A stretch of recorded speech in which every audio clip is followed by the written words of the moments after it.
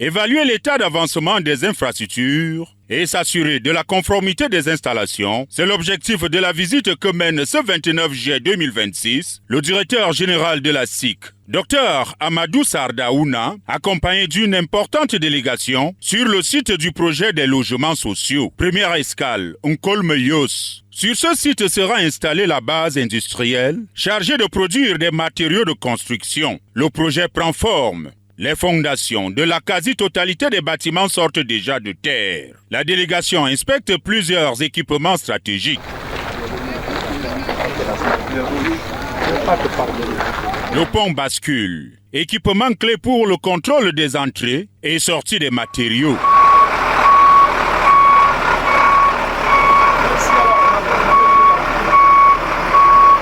Ça veut dire qu'il a délesté 10 tonnes de fer au chantier.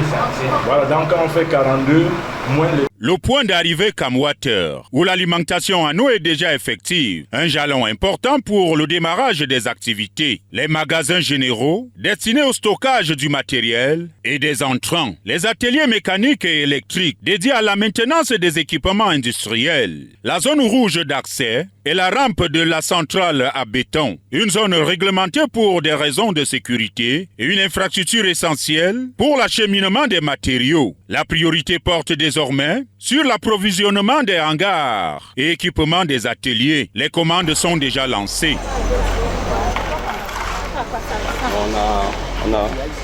Deuxième étape, Ekoko 2, dans l'arrondissement de Mfou. Le site doit accueillir la première phase du projet avec 1224 logements sociaux modernes. Le chantier progresse à un rythme soutenu, les approvisionnements sont disponibles et de nouveaux sous-traitants sont contractualisés. Résultat, les équipes interviennent simultanément sur plusieurs bâtiments. L'objectif visé par le DG, livrer 240 logements d'ici le 30 septembre 2026. Si les finitions restent à boucler sur certains lots, les avancées sont visibles. L'eau est déjà disponible sur le site et les échantillons de matériaux sont présentés aux équipes. Au terme de la visite, le directeur général de la SIC salue le travail des équipes et réitère l'engagement de la SIC et de ses partenaires à respecter les délais et les standards de qualité.